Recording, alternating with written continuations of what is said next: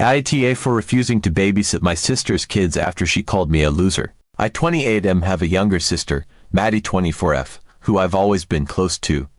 Maddie and I grew up in a tight-knit family. Our parents worked a lot, so I was always the one watching over her. I taught her how to ride a bike, helped her with homework, and when she had her first heartbreak, I was there with ice cream and bad movies. Maddie used to call me her hero, and honestly, it meant the world to me. So when Maddie had her kids, two adorable little ones, ages 5 and 3, I felt like it was my duty to help out. I mean, that's what big brothers do, right? You step up.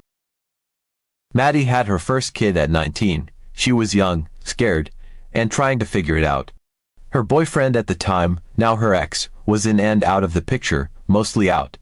So I was there, taking care of the baby while she figured out how to balance work and her personal life. I never minded.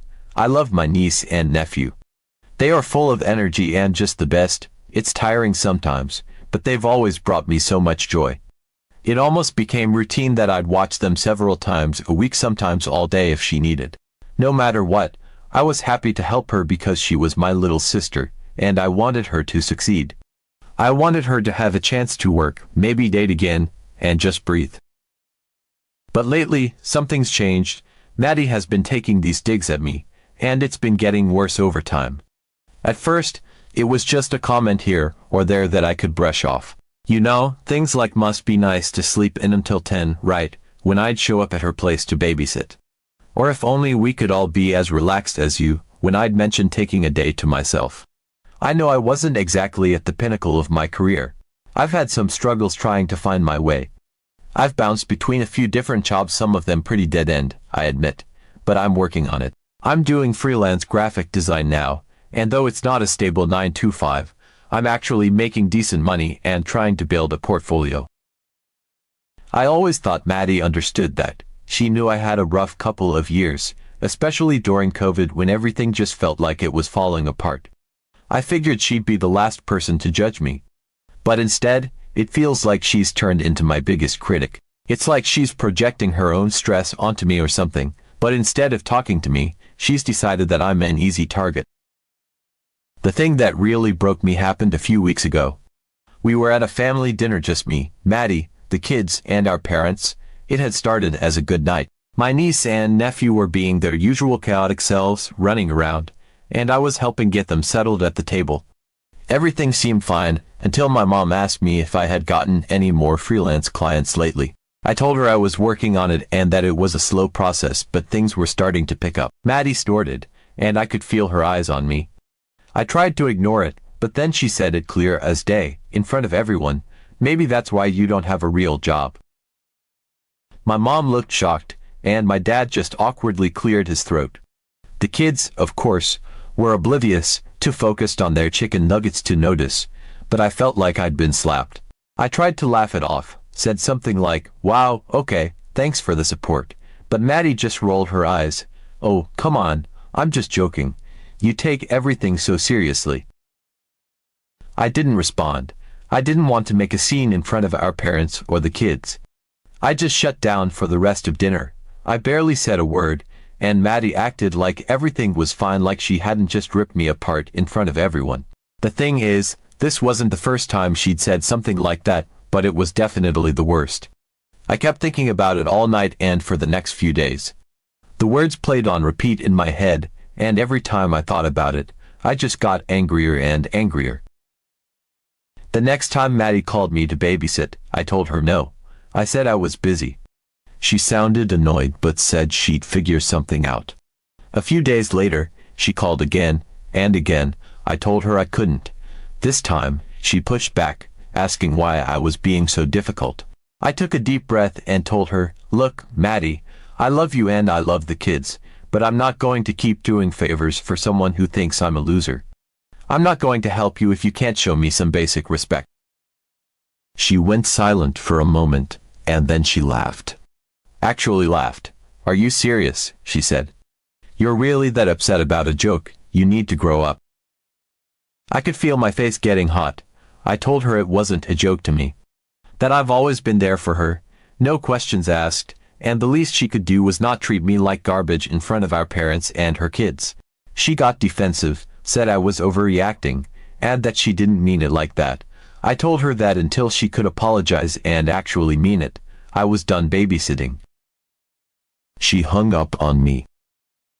Since then, it's been a mess. My mom called me the next day, saying that Maddie was really upset and that she was struggling because now she didn't have anyone to watch the kids while she worked. I told my mom everything about the comments, about how Maddie had been treating me, and how I just couldn't keep putting myself in that position. My mom understood, but she also said Maddie was under a lot of stress and that I should try to forgive her. I told her I'd forgive Maddie when Maddie actually apologized. A few days after that, Maddie texted me. She didn't apologize, but she said she needed me to watch the kids on Friday because she had a shift and no one else could do it. I told her no again. She started sending me long messages about how I was punishing her kids for something that wasn't their fault, how they missed me, and how I was being selfish. That one hurt. I love those kids, and the thought of them thinking I didn't want to see them made me feel like the worst uncle in the world. But I also knew I couldn't keep letting Maddie walk all over me. My dad got involved after that. He doesn't usually step into our fights, but he called me and asked if we could talk. He said Maddie was really struggling, that she'd made some bad decisions with her finances, and that she was barely scraping by. He said she'd been lashing out because she was stressed and scared, not because she actually thought I was a loser. I told him I got it, but that it wasn't an excuse. I said I'd always help Maddie because I loved her, but I wasn't going to let her treat me like crap anymore. He said he understood, but I could tell he was disappointed. A few days after the conversation with my dad, I was feeling a strange mix of emotions. There was still anger simmering beneath the surface, anger at Maddie for taking me for granted and for throwing hurtful words my way without a second thought. But there was also guilt and a tinge of sadness. I couldn't help but feel that somehow, this whole situation was my fault. I was supposed to be the big brother who always had it together, who always stepped up when things got tough, and yet here I was, refusing to help the one person I'd always promised to protect. I knew Maddie was struggling, but I also felt that my own struggles had been brushed aside. Her words had hurt me, and I couldn't just pretend like they didn't. I was still mulling over all of this when Maddie called. I saw her name pop up on my phone and hesitated for a moment. I thought about letting it go to voicemail, but something in me told me to pick up. Maybe it was hope that she was calling to apologize, that she'd finally realized how much her words had stung and was ready to make things right, so I answered. The conversation started off awkward. Maddie didn't exactly seem remorseful. Her voice was tight, and I could tell she was holding back some of the frustration she was clearly feeling. She asked me, in a tone that was more of a demand than a request, if I could watch the kids on Friday. She said she had something important to take care of, and she really needed me to step up. I listened to her, feeling my stomach twist in knots. I wanted to help her. I wanted to be there for my niece and nephew like I'd always been. But the resentment was still there, lingering like a shadow over everything else. I took a deep breath and told her no. I said it firmly, but I tried to keep my tone calm, hoping that maybe she'd understand. I wasn't expecting the reaction that followed. Maddie didn't take my refusal well. She immediately launched into how difficult things were for her, how she was barely making ends meet, how she was stressed beyond belief, and how I didn't understand what it was like to be in her shoes. She said I didn't know how hard it was to have kids and that I was making her life even more difficult by refusing to help. The way she said it stung, as if she was implying that my struggles were somehow less valid because I didn't have children. I was stunned. I knew Maddie was under pressure, but I didn't think she'd go this far. She was trying to guilt me into babysitting, trying to make me feel like I was a failure as a brother for not stepping in. But the way she was saying it, like it was my duty to help her, like I owed it to her because I was her brother, made me realize something. I realized that Maddie didn't see what I was doing as a favor. She saw it as an obligation, something that I had to do because we were family. She saw my willingness to help as a given, and that hurt more than anything else. Maddie didn't stop there. She kept pushing, her words getting sharper and more biting.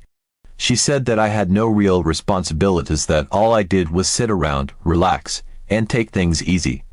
She said I was being selfish, and that it wasn't like I had a busy life to begin with. The way she said it, with that dismissive tone, made my blood boil. She was completely disregarding everything I'd been through, all the uncertainty, all the stress of trying to figure out my career, all the work I'd been putting in to build something for myself. It was like she saw me as a lazy, good-for-nothing brother who was just coasting through life without a care. In that moment, I felt something break inside me. I felt the last thread of patience snap. I realized that I couldn't keep doing this, that if I gave in, I would be setting a precedent that Maddie could say whatever she wanted, treat me however she wanted, and I would still be there, no questions asked. I knew I couldn't do that to myself. I couldn't keep putting myself in a position where I was being belittled, where I was being treated as if my worth was measured by how much I could do for her. I told Maddie no again, this time more firmly. I told her that I wasn't going to babysit, that she needed to figure it out on her own. I could hear the disbelief in her voice as she tried to argue, but I stood my ground. I could feel my heart pounding, and every word she said just made me more resolute. She was angry, frustrated, and I knew she didn't understand why I was refusing. But I also knew that I couldn't let her keep treating me this way. Maddie hung up on me, and I sat there staring at my phone, feeling a mix of emotions: anger, sadness, guilt, and, oddly enough, a sense of relief. That Friday started off like any other day. I was still thinking about the argument with Maddie, but I was determined to focus on my own life for once. I was trying to establish a routine, trying to be productive, and working on some freelance projects that I hoped would eventually turn into something more consistent. It wasn't easy. Staying motivated was a struggle when there was so much uncertainty in my life, but I was making progress. I was finally starting to feel like I was on the right track, even if it was just a small step in the grand scheme of things. Around noon, I was deep into my work, making some headway on a project that I had been struggling with for a while. The sudden sound of my doorbell pulled me out of my zone. My heart sank a little because, even before I got up, I had a feeling I knew who it was. There was this sense of dread that washed over me, and as soon as I opened the door, my suspicions were confirmed. There was Maddie, standing there with her kids, both of them holding onto her hands. She looked tired, and there was a determined, almost defiant look on her face that I immediately recognized. Without much preamble, Maddie walked right past me, bringing the kids inside. It all happened so fast that I barely had time to process it.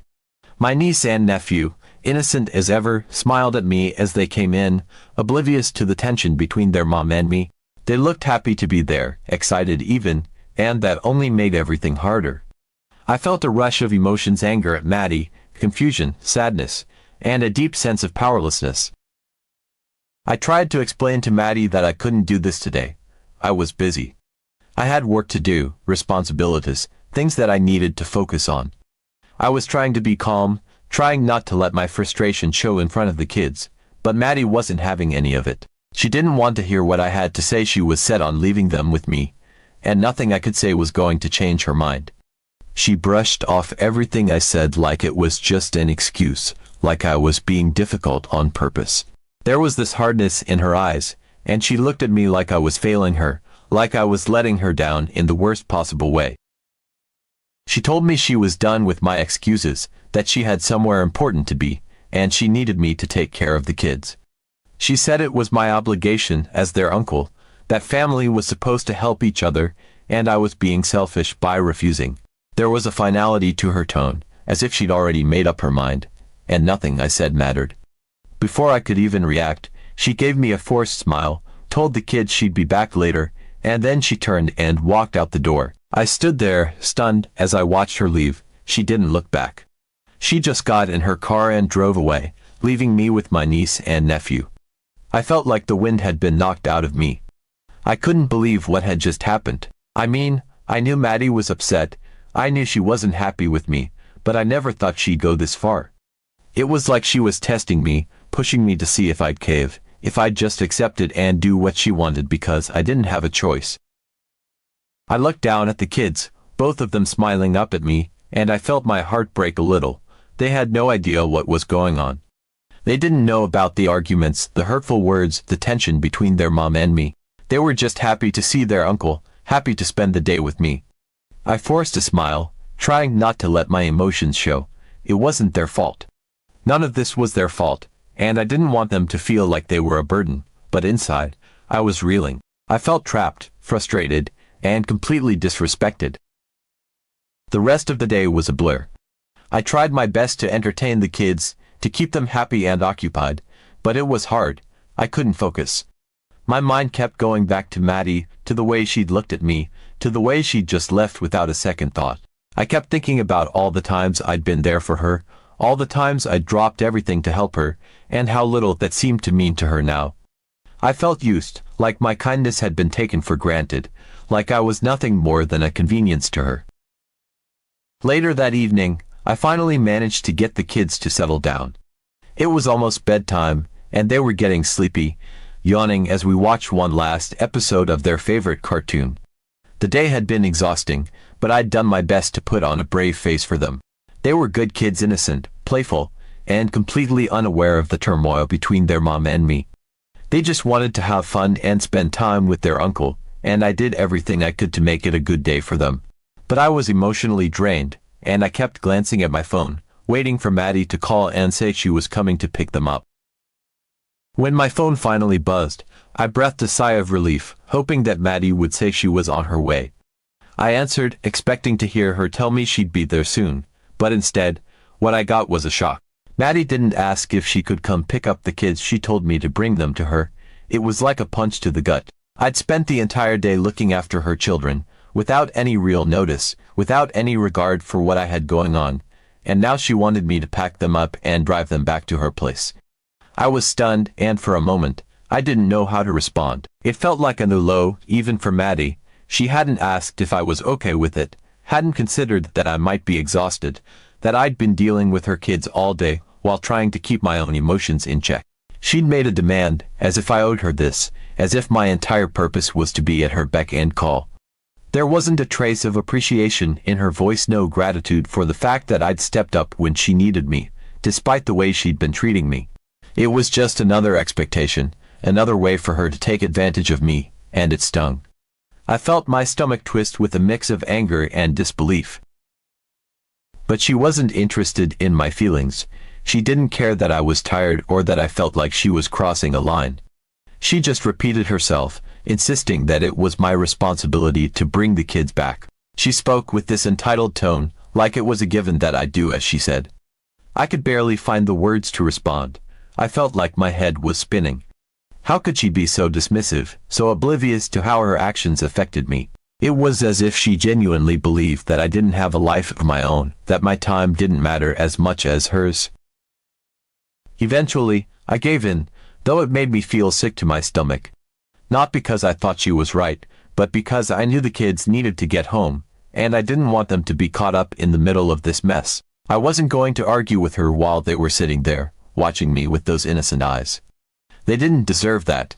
They'd had a good day, and I wasn't going to ruin it for them. So, I packed up their things, got them into my car, and started the drive to Maddie's place. Every mile felt heavy, like a reminder of just how little she respected me. When I got to Maddie's house, she was waiting outside, her arms crossed and that same defiant look on her face. There wasn't even a hint of appreciation in her eyes, no acknowledgement of what I'd done for her that day. She didn't say thank you. She didn't say she was sorry for the inconvenience. She just took the kids, barely even looking at me, and told me she'd be bringing them over again tomorrow. It was like she hadn't heard a word I'd said, like everything that had happened over the past few days meant nothing to her. She just assumed I'd do it all over again, no questions asked. I stood there for a moment, stunned into silence. The nerve, the entitlement, it was overwhelming. She acted like I was nothing more than a babysitter, someone who was obligated to drop everything whenever she needed help. It was infuriating, and I could feel my blood boiling as I listened to her. But this time, I wasn't going to let it slide. I told her no. I told her I wasn't going to babysit again until she could show me some respect, until she could acknowledge that I had a life of my own, that my time was valuable, that I wasn't just there to be used whenever it suited her. Maddie looked taken aback, like she hadn't expected me to push back. She tried to argue, saying it was my duty as her brother, that family was supposed to help each other. She said that if I was offended by a joke, then fine, she was sorry. But the way she said it, it was clear she didn't mean it. It wasn't an apology, it was just words, something she said to try and get me to back down. There was no sincerity, no real understanding of why I was upset, of why her words and her actions had hurt me so much. It was like she thought I was overreacting, like my feelings didn't matter. I felt a wave of frustration, and I know I wasn't going to get through to her. She wasn't ready to see things from my perspective, to understand how her actions had affected me. She was still caught up in her own world, her own struggles, and she couldn't see past that. So, I just nodded, turned around, and walked back to my car. I could feel her eyes on me, but I didn't look back. I was done trying to explain myself, done trying to make her see why I was hurt. I knew that nothing I said in that moment was going to change anything. I got home that night feeling drained but also oddly at peace. For the first time in a long time, I felt like I was standing up for myself, like I was taking control of my own life. It wasn't easy, and I knew it was going to be a struggle, but it was a step in the right direction. I loved my family, but I couldn't keep letting them take advantage of me. I needed to set boundaries, to make it clear that my time, my feelings, my life mattered too. And if Maddie couldn't see that, if she couldn't respect that, then maybe it was time for me to take a step back. To focus on myself, on what I needed, and to let her figure out her own life without relying on me as her safety net. Am I AITA for refusing to babysit my sister's kids after she called me a loser?